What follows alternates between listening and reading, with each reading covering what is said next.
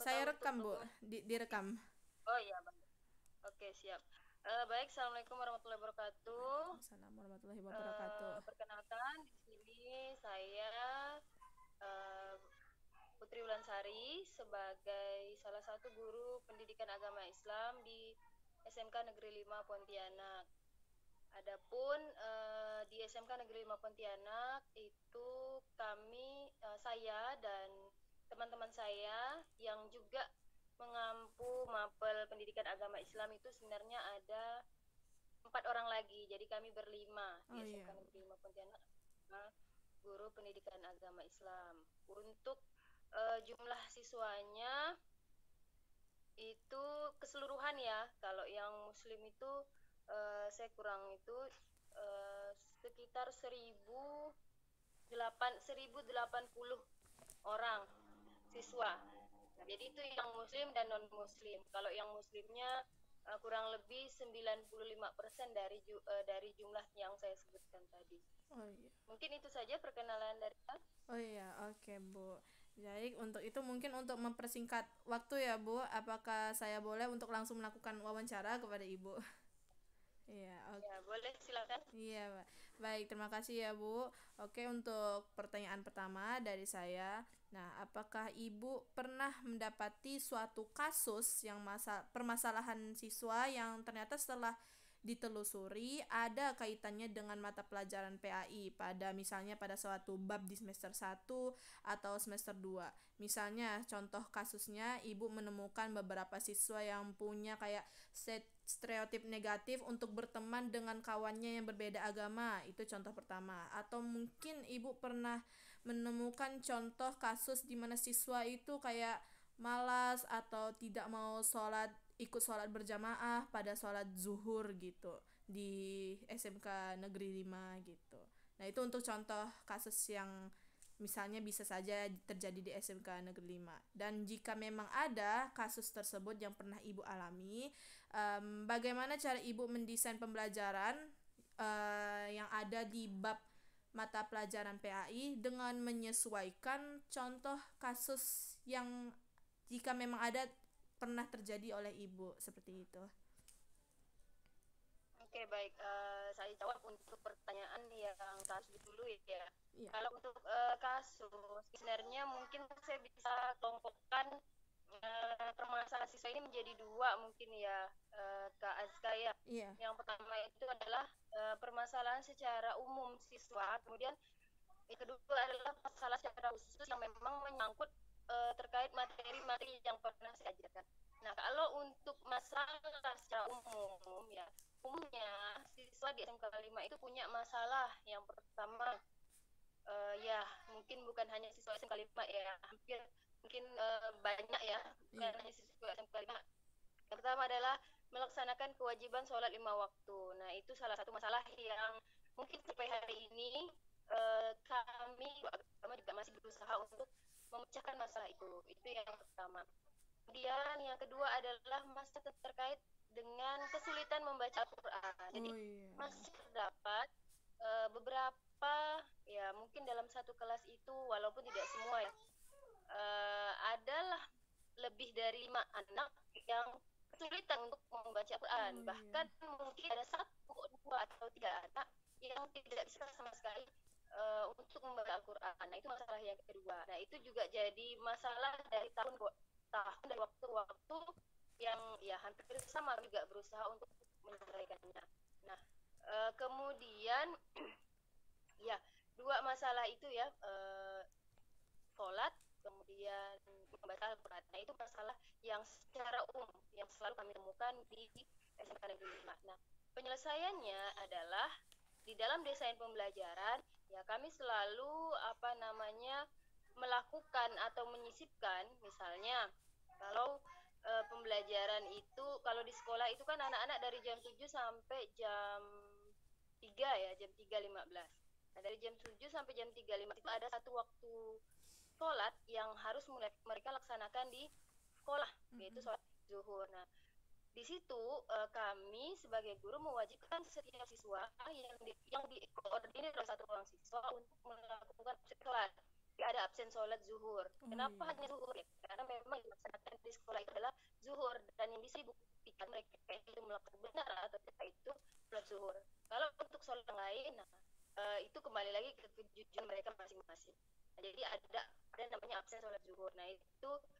satu mungkin desain pembelajaran yang mungkin tidak apa ya, tidak masuk dalam pembelajaran di kelas, tapi selalu apa namanya dilakukan dan selalu dicek setiap kami melakukan pembelajaran itu untuk sholat.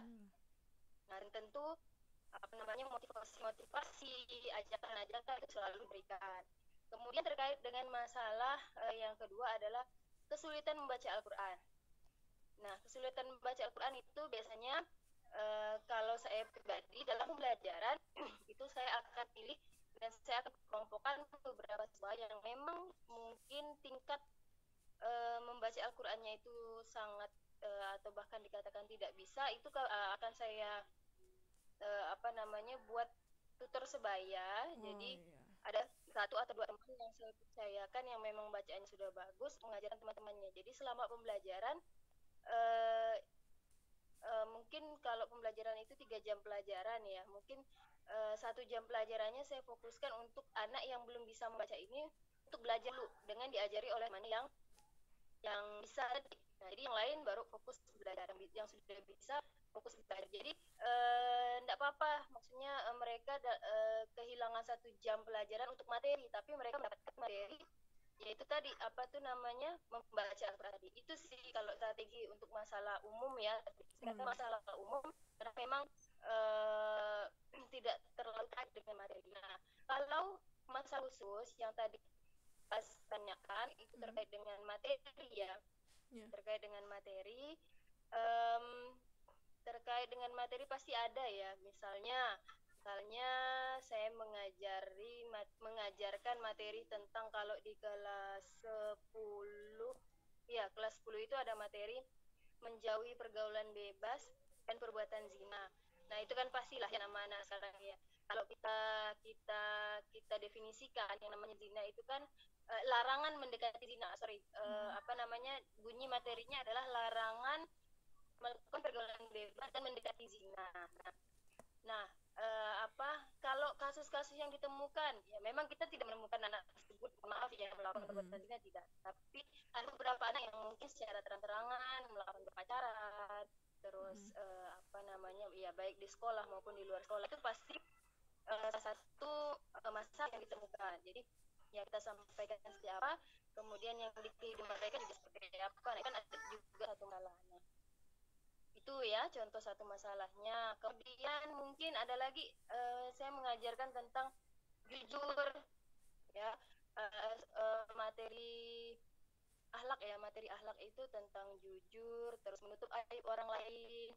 Kemudian ada tentang ria, sum'ah, itu kan pasti ada saja ditemukan kasus-kasus yang memang tidak apa ya, tidak terlalu mencuat dan tidak terlalu apa ya, bukan kasus yang kemudian dilibatkan nikah dan lain sebagainya sih tidak.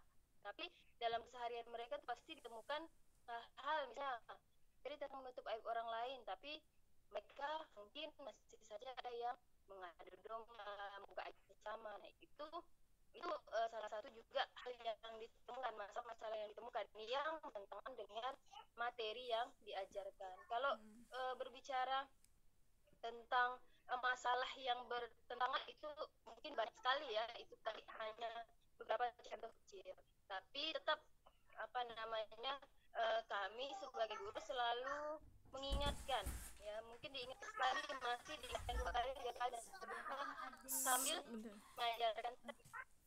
Dan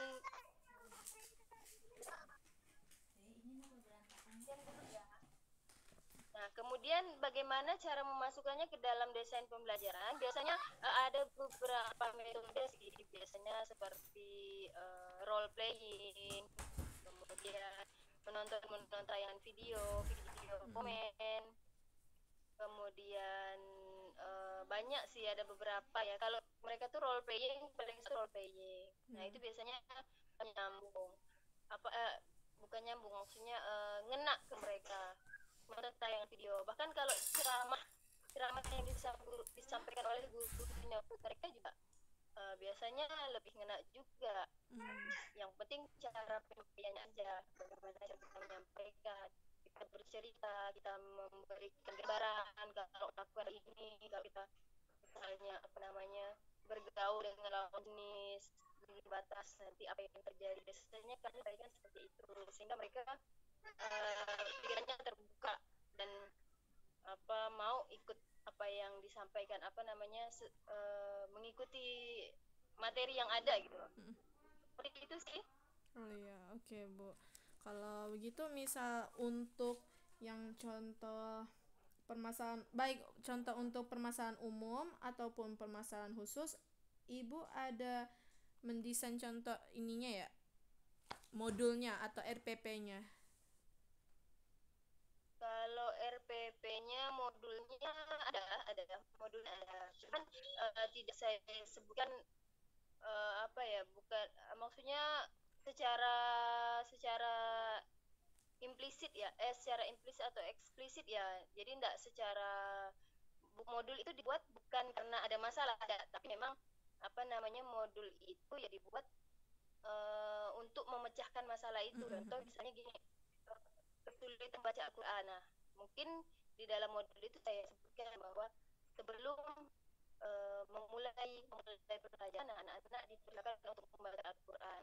Adapun yang belum bisa belajar mengelompokkan diri kemudian dituntut oleh tutor berbayar. Nah, paling seperti itu. Nah, kalau yang saya sebutkan tadi terkait role playing atau lain sebagainya ada. Cuman memang saya tidak sebutkan latar belakang kenapa saya memilih role playing. Itu tidak saya sebutkan bahwa latar belakangnya adalah karena banyaknya siswa. Tidak saya sebutkan seperti itu ya. Ada sih kalau yang role playing, nonton video itu ada yang saya masukkan dalam misalnya dalam RPP, dalam modul aja. Iya, oke Bu. Kalau misal Ibu tidak keberatan, boleh gak Bu kalau saya minta RPP terkait yang kayak contoh apa Bu? Nanti coba saya carikan ya. Oh iya, oke. Mungkin kalau salah sih ada. Saya cek dulu di laptop. Iya, oke Ibu. Kemudian kalau dalam Ibu mendesain tersebut, apakah Ibu ada menggunakan metode yang EDI ya Bu? Kayak pertama Ibu harus analisis kebutuhan siswa, terus development, terus apa ya? Lupa saya yang EDI itu Bu, ADDIE itu Bu. Terus evaluasi, Ibu mengembangkan LKS-nya atau apa gitu, apakah ada Bu? Ada ya, seperti itu memang ada dilakukan, cuman tidak setiap pembelajaran saya lakukan seperti itu. Kadang ketika memang dibutuhkan satu desain pembelajaran, misalnya diminta oleh sekolah, biasanya saya lakukan itu. Tapi kalau misalnya hanya untuk ngajar sehari sih biasanya saya langsung masuk ngajar ya, menyesuaikan kira-kira metode apa, strategi apa yang cocok untuk materi itu, biasanya seperti itu. Oh iya, oke. Mungkin hanya itu aja sih Bu yang saya ingin tanyakan kayak tadi. Oh ya. Iya Ibu. Tapi sebelumnya makasih Ibu udah meluangkan waktunya, padahal Ibu lagi berlibur kayaknya masih lagi di Ketapang. Apa-apa. Iya Ibu. Ya, saya lagi. Ya. Kira-kira udah cukup ya? Gimana penjelasannya tadi tuh? Mudah Bu, mudah dipahami kalau untuk saya. Bisa Bu. Nah, gitu. Iya. Ya, syukurlah kalau memang bisa dipahami. Jadi itu tadi kalau memang berbicara terkait dengan masalah siswa, itu tadi saya golongkan jadi dua, saya klasifikasikan jadi dua ya. Yang umum tadi secara keseluruhan. Jadi kalau setiap siswa SMK 5 itu rata-rata setiap tahunnya, setiap kelasnya pasti ada masalah itu. Walaupun tidak semua siswa yang bisa ngaji, yang malas untuk sholat, nah itu. Iya. Ada juga ada. Cuman ada itu kan bisa diasakan ya. Seiring jalan waktu itu bukan suatu masalah besar sih. Paling gue baca. Nah itu secara masalah umum. Masalah khususnya tadi yang dikaitkan dengan materi-materi pasti ada. Setiap materi yang disampaikan pasti ada masalah yang pasti ada siswa yang bertentangan dengan materi itu. Oke, baik Bu. Ya, terima kasih ya Bu atas waktunya. Tapi kalau misal Ibu ketemu RPP, iya, oke Bu, siap Bu. Ya, terima kasih ya Bu. Tadi itu saya mau join pakai laptop, cuma laptopnya mati pas mau ngecas tuh listriknya jelek, jadi udah ini saya coba nanti. Oh iya, oke Ibu. Saya pikir malah Ibu nggak bawa laptop Kayak karena lagi di luar kota juga kan. saya itu kalau keluar kota sih selalu bawa laptop ya, itu untuk mengantisipasi hal-hal yang keperluan dan Iya, sebagainya kan, kayak kayak hal ini, terus kita ada beberapa pekerjaan juga yang harus diselesaikan pakai laptop, jadi saya antisipasi selalu bawa laptop iya. gitu. Oke, ya. Mungkin cukup sekian Ibu. Sebelumnya terima Ya, kasih sekali lagi Ibu. Saya tutup. sama. Wassalamualaikum warahmatullahi wabarakatuh, Bu.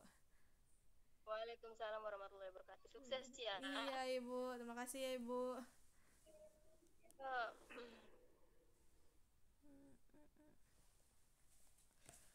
Yes, yes, sukses coy. Tinggal nyusun kocak. Kapan aku selesai? Nice work. Otskare. Tinggal kita em, ngetik apa makalahnya lah ya, bilang ngetik makalahnya, best practice-nya dan segala macamnya. Oke. Let's freaking go.